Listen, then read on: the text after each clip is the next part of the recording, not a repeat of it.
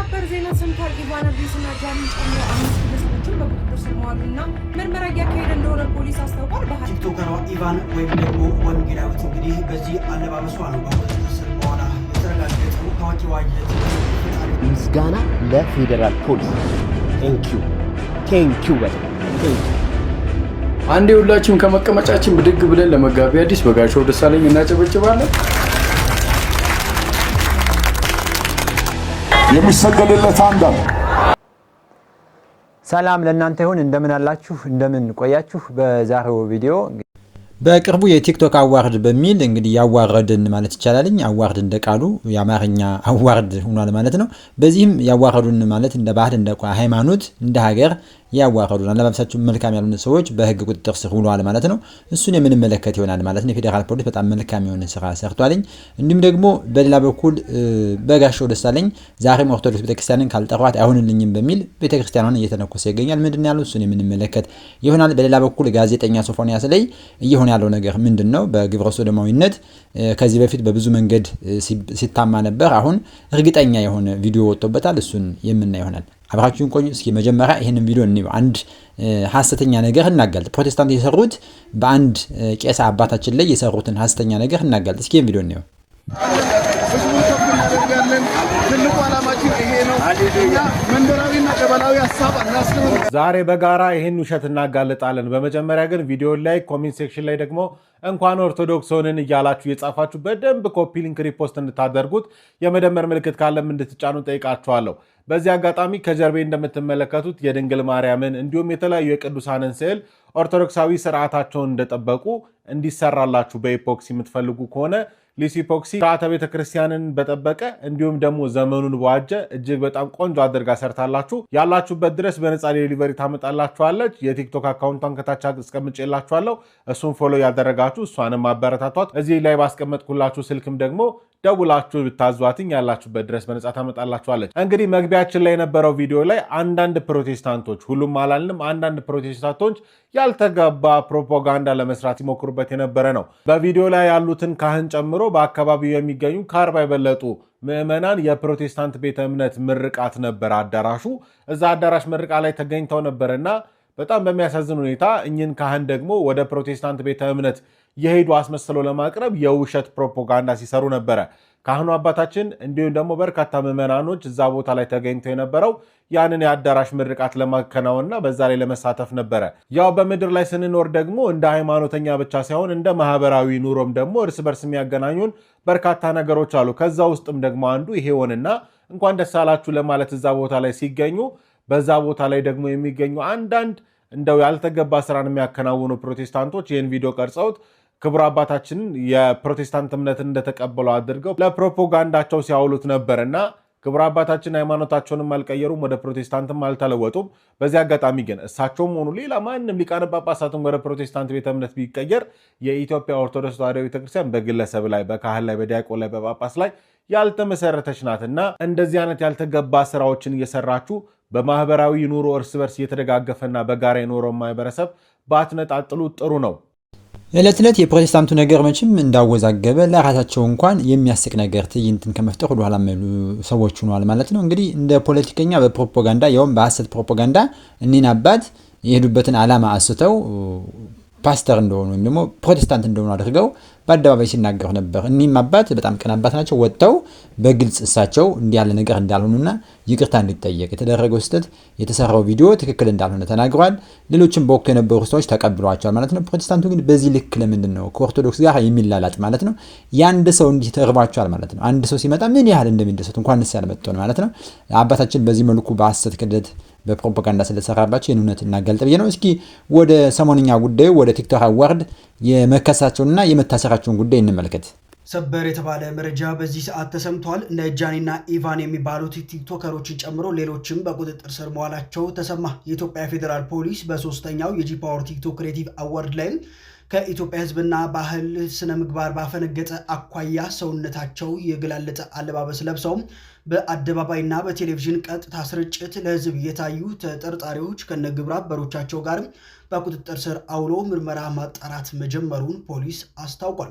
ተቀባይነት የሌለው አስነዋሪ አለባበስ ለብሰው በአደባባይና በቴሌቪዥን ቀጥታ ስርጭት የታዩ ዝግጅቱን በስፖንሰርነት እየደገፉና እንዲሁም ደግሞ ፕሮግራሙን ያቀነባበሩ ተጠርጣሪዎችም ወንጌላዊት ገብረ እንድርያስ በርሄ፣ በረከት ጸጋዬ ጅፋር፣ መቅደም ደረጀ መንግስቱ፣ ግሩም ገዛሃኝ ቀጭኔና እንዲሁም ደግሞ ዮሐንስ መኮንን ኃይለ ማርያም ወይም ደግሞ ጃኒ የተባሉ ግለሰቦች መሆናቸው ገልጿል። ሰበር ዜና ሰምቷል። ኢቫን ድሪስና ጃኒን ጨምሮ 5 ግለሰቦችን በቁጥጥር ስር መዋሉና ምርመራ እያካሄደ እንደሆነ ፖሊስ አስታውቋል። በ20ኛው ጂ-ፓወር ክሬቲቭ አዋርድ ላይ ከህዝብ ስነ ስርዓት ባህል እንዲሁም ደግሞ ሞራል ያፈነገጡ አለባበሶችን እየለበሱ በተለይም ደግሞ ሰውነትን በዝርዝር የሚያሳዩ አለባበሶችን የለበሱና ይበልጥ ደግሞ በሚሊዮኖች በሚከታተሉት የቴሌቪዥን ጣቢያ ላይ መተላለፉ ይበልጥ ስጋት ፈጥሯል ሲል ፖሊስ አስታውቋል። በቁጥጥር ስር ከዋሉ ግለሰቦች መካከልም አለባበሱን የለበሱ እንዲሁም ደግሞ ፕሮግራሙን ያዘጋጁና ፕሮግራሙን በስፖንሰርነት የደገፉ ግለሰቦችን ነው በቁጥጥር ስር ያዋለው።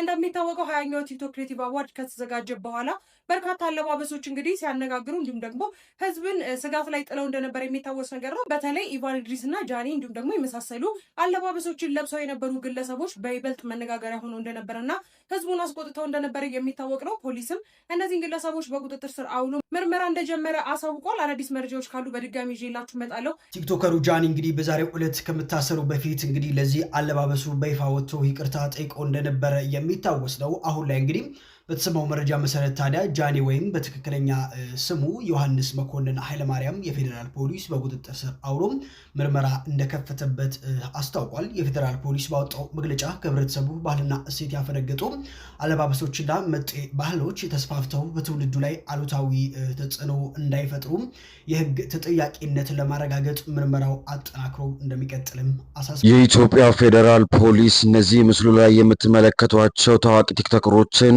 ጃኒና ኢቫን ድሪስ ሙሉ ስማቸው ዮሐንስ መኮንን ኃይለማርያም እና ወንጌላዊት ገብረ እንድርያስ በህሬን ጨምሮ ሌሎች 5 ተጠርጣሪዎችን እንግዲህ በመያዝ ምርመራ መጀመሩን አሳውቋል። የምርመራውም ጭብጥ በ3ኛው የጂ-ፓወር ቲክቶክ ክሬቲቭ አዋርድ ላይ የኢትዮጵያን ባህልና እሴትን ያፈነገጠ አለባበስን በመልበስ በቀጥታ ስርጭት ታይተዋል የሚል ሆኗል። እንደዚህ አይነት አለባበሶች ትውልዱ ላይ አሉታዊ ተጽዕኖ እንዳያሳድሩ ተጠርጣሪዎቹ ላይ የተጀመረው ምርመራ አጠናክሮ እንደሚቀጥል ነው የኢትዮጵያ ፌዴራል ፖሊስ ያሳወቀው። እስኪ እናንተ እዚህ ላይ ምን አይነት ሐሳብ አላችሁ? ሐሳባችሁን ኮሜንት ላይ ጻፉልን። መረጃ ሌሎች እንደ ሼር ማድረጋችሁ እንዳትረሱ። አዲስ ሆናችሁ ፎሎ አድርጉ። መልካም ቀን። በእውነት እንዲህ ያለውን በጎ ጅማሬ መንግስት ስለወሰደ በፌዴራል ፖሊስ አማካኝነት እጅግ በጣም እናደንቃለን፣ እናመሰግናለን። ያው ስራው ቢሆንም ምስጋና የሚገባ የሚሆን አልነበረም። ነገር ግን ብዙ ህግ መተላለፎችን በህግ እንዲከበሩ ስንጠይቅ ስላልተሰማን ማለት ነው። እንዲህ ያለውን ግን የተገባ ስራ ሰራ ደግሞ መልካም እንደሆነ እንጠቁማለን ማለት ነው። እንግዲህ እቺታችን ኢቫንስ ጭራሽ ደግሞ ወንጌላዊት ነው የምትባለው። ስሟ ሁሉ የሚገርም ነው። ማንም ትሁን ማን ኦርቶዶክስ የሚልበሰው ሙስሊምም ማንም የሚልበሰው እንደ ሀገር እንደ ባህል እንደ ሃይማኖት እጅግ በጣም የሚያስጠይቅ ነው፣ ነውር ነው። በህግም በሃይማኖትም በአኗኗራችንም በባህላችንም የሚፈቅድ አይደለም። ስለዚህ ይሄ ትክክለኛ ውሳኔ ነው መንግስት ያደረገው ማለት ነው።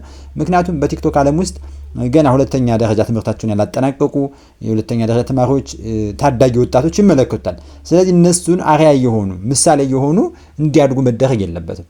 ይሄ ከሃይማኖትም ፈጽሞ ከሃይማኖት የወጣ እንደ ባህልም ከባህል ያፈነገጠ እንደ ሀገርም ሀገራዊ ባህልን አኗኗርን የማይደግፍ በመሆኑ ትክክለኛ ውሳኔ ነው። እንግዲህ እቺ ሴት ይቅርታ እንድትጠይቅ በቲክቶክ ላይቭ ላይ ተጠይቃ ነበር። አንድ ሰው እድሉን ላመቻችልሽ ብሎ ይቅርታ ትጠይቂያለሽ ስትባል በፍጹም ለምንድን ነው ይቅርታ የምጠይቀው? ምንም አላደረኩም ብላ በድፍረት ተናገረች ነች። ያ ወንድማችንም እንዲሁ ይቅርታ ጠይቋል። ይቅርታ መጠየቅ በራሱ ጥሩ ነገር ነው። ቢያንስ እንኳ ስለተደረገው ስህተት ጥፋትን አምኖ በድያለሁ ይቅር በሉኝ ማለት ያባትን ወግ ነው። ይሄ ነገሩ በህግ ያስጠይቃል። ይሄን ቪዲዮ አይተና እንዴ እንመለስ። በእለቱ የተመቸ የሶስት ሰዎች አለባበስ ከሴቶችም ከወንዶችም 3 ጥራልኝ። ከሴቶች ጆሲ። እንግዲህ ቤተሰቦች ቪዲዮ እንዳያችሁት ነው። እኔ ወንድ ልጅ ነኝ፣ ሴት አይደለሁም። ትልቅ ሚዲያ ላይ የማይጠበቅ ነገር ነው ያየሁት። በ48 ሰዓት ውስጥ ይሄ ቪዲዮ ወርዶ የይቅርታ መግለጫ ካልሰጣችሁኝ ነገሩን ወደ ህግ እንደምወስደው ላሳስብ እወዳለሁ። ሁላችሁም ሼር እያደረጋችሁ አድርሱላቸው። ቴንክ ዩ። ይሄም ዮሴፍ ወይም ጆስ የተባለ ወንድማችንም እንግዲህ በቲክቶክ ላይ የነበረውን አለባበስ የምታውቁት ነው። እንግዲህ የለበሰውን አለባበስ ተከትሎ ለእናቶቻችን ለእህቶች ስል ነው ሴቶች በተለይ እናቴ የወር አበባ እያየች ያሳደገች ብሎ ሚስጥር ወጣ አዲስ ነገር ያገኘ ይመስል እንዲህ ብሎ የሚያሳፍር ነገር እስኪናገር ድረስ የደረሰው ነው።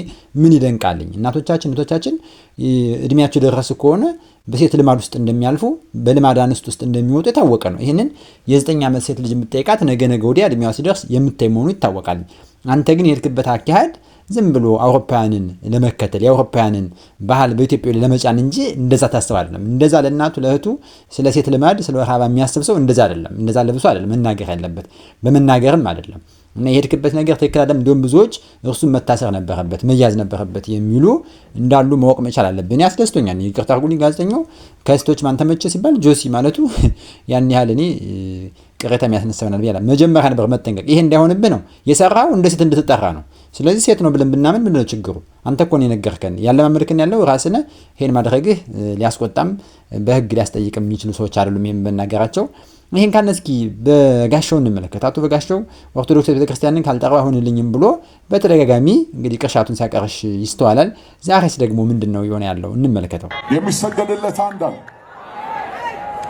የአክብሮት የጸጋ እያልክ ልቤን አትላጠኝ እባክህ። እኔ የፎረሽኩበት ጫውታ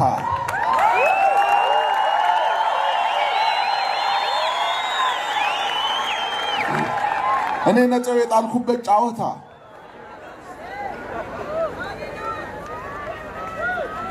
ተማሪ እንኳን ቀድሞ ተፈትኖ ገብቶ ጥያቄው ራሱም ይሁን አይሁን ሲወጣ ግን መልስ ይናበባል እኮ።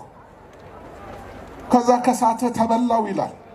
እሱ የተበላበትን ሄደ አስምረ ለመበላት ነው እንደ አንተ የምትንደረደረው። አይሆንም። የአክብሮት አለ፣ የጸጋ አለ፣ የአምላክ አለ። እኔ ደግሞ የሚያሳዝነኝ ጴንጤውም ተቀብሎ ይሄን የሚል አንዳንድ ነው ጎጋ ጴንጤ አለ። በእርግጥ የሚል እንዴት እንደሚያስጠላም ሻሜታ እንደጠጣ ሰው አፉ ላይ እንዳለበት ሰው ነው የምትመስል። በኢየሱስ ላይ ለመደባለቅ በኢየሱስ ላይ ሌላ ነገር ርካሽ ተወዳጅነት ለማትረፍ ኢየሱስን አስጠቁረ በሰፌድና በወንፊት ከጎረቤት ጋር ለመግባባት የምታደርገው ተራ ጫወታ ጊዜ አልፎበታል። ጊዜ ያለፈበት ነገር ነው። አቶ በጋሻው ጊዜ ያለፈበት ጉዳይ ያንተ የክደት ትምህርት ይሄ ድምጽህ ይሄን እነዚህ ነገሮች ሁሉ ጊዜ ያለፈባቸው ነገር ያንተ የክደት ትምህርትህ ሐሰትህ እኒ ያሉ ነገሮች ድምጽ ሁሉ ጊዜ ያለፈበት ጉዳይ ምንም ብትላውን ተሰሚነት የለም። ምንም ጸጋ ከወጣ ከጸጋ ተራቁተህ ያለፈብህ ሰውዬን አሁን አለው ለማለት ነው ያለ የምትላላት ባለፈው ሟናነሳ ጓልክ ምንም ሰው ጉዳይ ሊልህ አልቻለም ማለት ነው። እንግዲህ በሶዶ ስታዲየም ተገኝቶ ወንጌል ሲያጥረው ይህችን የፈረደባትን ኦርቶዶክስ ቤተክርስቲያንን በመንቀፍ አስተምሮታል። በመተቸት ከወንጌል ጥራት ምንድነው ቅዳሴው ሲያልቅበት ቀርቶ ሞላበት እንዲሉ አበው ወንጌሉ ሲያልቅበት ስድብ የሚናገር ሰው ነው። እንግዲህ በጋሻው አሁን ላንተ ስለ ስግደት ምንነት የምንገልጽ አይደለም። መጽሐፍ ቅዱስ መሸከምና መጽሐፍ ቅዱስ ማንበብ የተለያየ ነው። ከምትሸከመው እባክህ አንብበው። ስለ ጸጋ ስግደት ስለ አምልኮ ስግደት እንዴት እንደምታስተምር አማኖት ተልኮ ያላት ሀቲ ቅድስት ቤተክርስቲያን ላንተ የምንነግርህ አይደለም። የተቀደሰው ለውሾች አትስጡ እንዳለ ማለት ትናንት ነጥብ ጥያለሁ ብላል። ዛሬ ነጥብ እየጣልክ ነው። ነገ ነጥብ ትላለህ። ምንም ነጥብ ማስቆጠር የማትችል ደካማ ብኩን ሰው ሆነሃል። ከጸጋ ከተራቆትክ በኋላ ነጥብ የለሽ ሆነሃል ማለት ነው። እስኪ ስለ ጋዜጠኛ እንመለከት። በግብረ ሰዶም ዙሪያ የተያዘው ነገር ምንድነው? እሱ እንመለከት። ይሄ ቪዲዮ ከዛሬ 6 እና 7 ወር አካባቢ ይመስለኛል ተክለ ሃይማኖትን በጣም ያስተቸው ቪዲዮ ነበረ። ዛሬ ላይ ይሄ ነገር አይን አውጥቶ መጥቷል ማለት ነው። ምንድነው ቪዲዮ የሚለውን ነገር አብረን እንስማ ውስጥ ነው። እህም ላይ ተገቢ ያልሆነ ነገር ሰምቻለሁ ብዬ ነው ወይ ታዋክ አስተሳሰም። እሺ ችግር የለውም። አሁን ለጊዜው ረፍት ላይ ነኝ። በሳምንት 2 ቀን ዜና አንባለሁ። ሬዲዮ ፕሮግራም አለኝ። ስፖንሰሬ ነው። እዛ ላይ እሰራለሁ። ከዛ ውጭ ቤት ነኝ። የቤት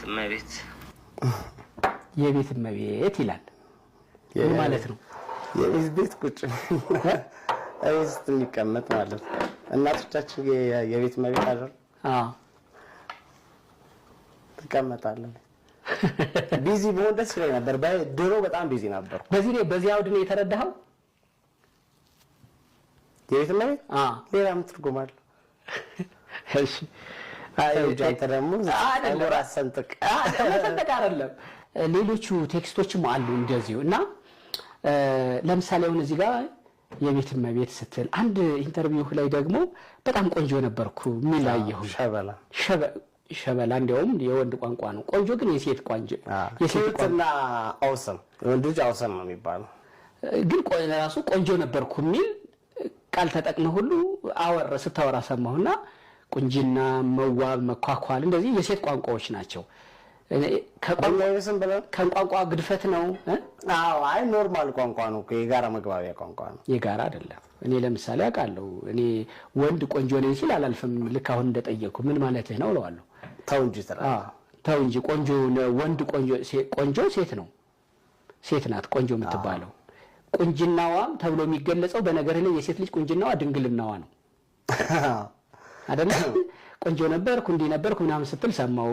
እዚህ ጋር ደግሞ የቤት እመቤት ነኝ ስትል ሰማሁ እና የተወሰነ እንደንትንም ስላየሁት ነው ተልኮልኝ።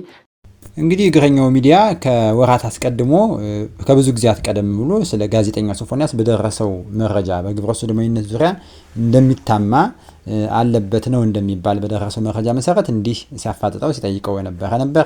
በወቅቱ ግን ብዙ ሰው መረዳት አልቻለም ማለት ነው። አሁን ላይ ግን ሶፎንያስ እንግዲህ ወደዚህ ህይወት ውስጥ እንዳለ በግልጽ ታይቷል ማለት ነው። ብዙ መረጃዎች ስለወጡ በዛ ላይ ብዙ ማለት አያስፈልግም። ስለዚህ ሁላችንም ከእንዲህ ያሉ ነገሮች እንድንጠንቀቅ፣ በተለይ ህጻናት ያላችሁ ልጆች ወንድ ልጆቻችሁን የት እንደሚሉ መጠበቅ መቻል አለባችሁ። እንዲህ አይነት ሰዎች ህጻናትን ሁሉ የመድፈር አባዜ ስላላቸው ማለት ነው። ከዚህ ነገር እንድንቆጠብ በህግም ደግሞ የሚያስጠይቅ ስለሆነ መንግስት ልክ የቅድሞቹን የቲክታከር ሰዎችን እንደያዘ ይህንንም ጋዜጠኛ ለህግ እንዲያቀርበው አሁንም አቤት እንላለን ማለት ነው። ምክንያቱም በህግም በሃይማኖትም በህግ ወንጀል ነው፣ በሃይማኖት ኃጢአት ነው፣ በባህልም ነውር ስለሆነ ይሄ ሶዶማዊነት ማለት ነው። ለዛሬ ነበረኝ ዝግጅት ይህን ይመስላል። ሰላም ለእናንተ ይሁን። ሰላም ቆዩ።